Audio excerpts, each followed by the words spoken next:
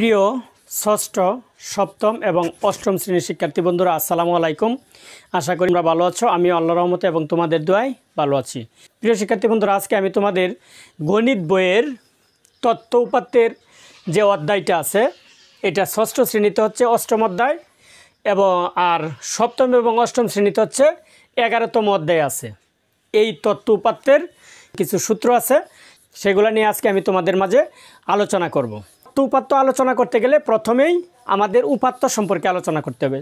তথ্য বা ঘটনা নির্দেশক সংখ্যাগুলো হচ্ছে পরিসংখ্যানের উপাত্ত, তথ্য বা ঘটনা নির্দেশক। উপাত্ত হচ্ছে দুই প্রকার, যথা প্রাথমিক উপাত্ত। প্রাথমিক উপাত্তটা হচ্ছে সরাসরি উৎস থেকে সংগৃহীত উপাত্ত হলো প্রাথমিক উপাত্ত। সরাসরি বা যেই উপাত্তটা সরাসরি কোনো উৎস থেকে সংগ্রহ করা হয় সেটাকে বলা হয় মূলত প্রাথমিক উপাত্ত। তারপরে আছে কি মাধ্যমিক উপাত্ত। পরোক্ষ উৎস থেকে সংগৃহীত উপাত্ত হলো মাধ্যমিক উপাত্ত।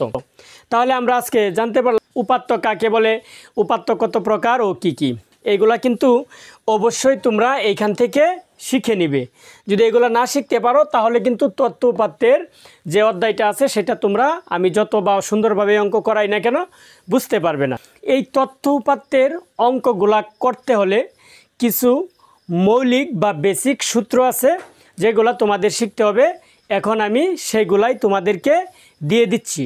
আর ষষ্ঠ সপ্তম এবং অষ্টম শ্রেণী একসাথে এই কারণেই দিলাম যে ষষ্ঠ এবং সপ্তম শ্রেণী প্রায় সেম, অষ্টম শ্রেণীও প্রায় একই, শুধুমাত্র অষ্টম শ্রেণীতে একটা সূত্র ব্যতিক্রম হবে, তাছাড়া সকল সূত্রই আমাদের একরকম হবে। তাহলে চলো এবার আমি সূত্রগুলা নিয়ে আলোচনা করি। প্রথমে দেখো যে পরিসরের সূত্রটা হচ্ছে সর্বোচ্চ মান বিয়োগ সর্বনিম্ন মান যোগ 1। অর্থাৎ এই যে উপাত্তগুলো দেওয়া থাকবে এটার প্রথমে সর্বোচ্চ মান বের করতে হবে, তারপরে সর্বনিম্ন মান বের করতে হবে এবং সর্বোচ্চ মান থেকে সর্বনিম্ন মান বিয়োগ করে 1 যোগ করলে যেই মানটা পাওয়া যাবে সেটাই হবে আমাদের পরিসর। পরিসরের পরে আমরা যে গণসংখ্যা নিবেশন সারণী করব, কয়টা গড় হবে সেটা আমাদের করতে হবে না, শ্রেণী সংখ্যা। দেখ শ্রেণী সংখ্যার সূত্র হচ্ছে পরিসর বাই শ্রেণী ব্যক্তি বা ব্যবধান। ব্যক্তি এবং ব্যবধান কিন্তু একই জিনিস। তারপরে হচ্ছে সরাসরি হলে গড়। সরাসরি মানে হলো তোমার ওই যে 10, 20, 30, 40, 50, 60, 70 এরকম সংখ্যা দেওয়া থাকে না, এই ডিরে যদি গড় নির্ণয় করতে বলে এটার নাম হলো সরাসরি গড়। তাহলে সরাসরি গড় হলে মোট যেই সংখ্যাগুলো দেওয়া থাকবে সেই সংখ্যাগুলো প্রথমে যোগ করতে হবে। যোগ করার পর মোট কতটি সংখ্যা দেওয়া থাকবে সেই সংখ্যাগুলো দিয়ে যোগফলকে ভাগ করলে আমাদের গড় বের হয়ে যাবে। এই জন্য সূত্রটা হচ্ছে সরাসরি হলে গড় সংখ্যাগুলোর যোগফল বাই সংখ্যাগুলোর সংখ্যা। তারপরে হচ্ছে উপাত্তের সংখ্যা জোড় হলে, এখন উপাত্ত আমরা পাইছি প্রাথমিক উপাত্ত, মাধ্যমিক উপাত্ত, এবং উপাত্ত যখন দেওয়া থাকবে সেইখানে উপাত্তের সংখ্যা 10টা হইতে পারে, 11টা হইতে পারে।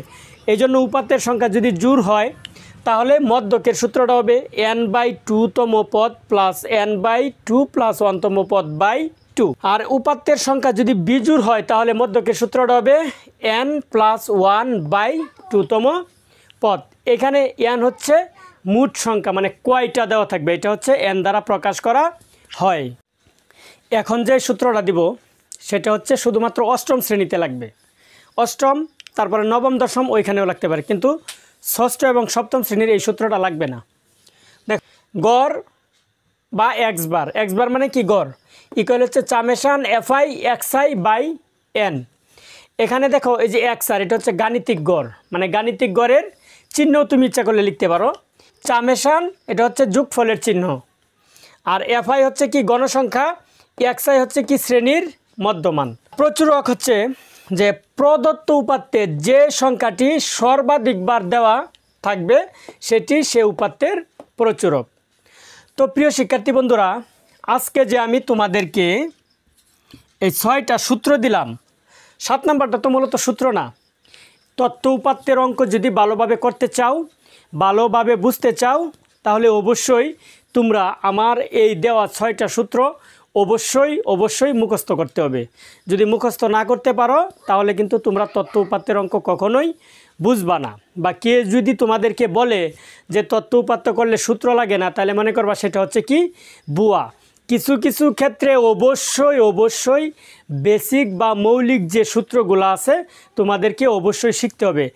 এই জন্যই যেই কথাই বলুক না কেন তোমরা অবশ্যই আমি যে তোমাদেরকে আজকে তত্ত্ব উপাত্তের সূত্রগুলো দিলাম সেগুলো অবশ্যই মুখস্থ করে ফেলবে। কেমন? আজ এই পর্যন্তই। আল্লাহ হাফেজ। পরবর্তীতে আমি তোমাদেরকে তোমাদের বইয়ের সিরিয়াল অনুযায়ী ওই তত্ত্ব উপাত্তের অঙ্কগুলা করিয়ে দিব।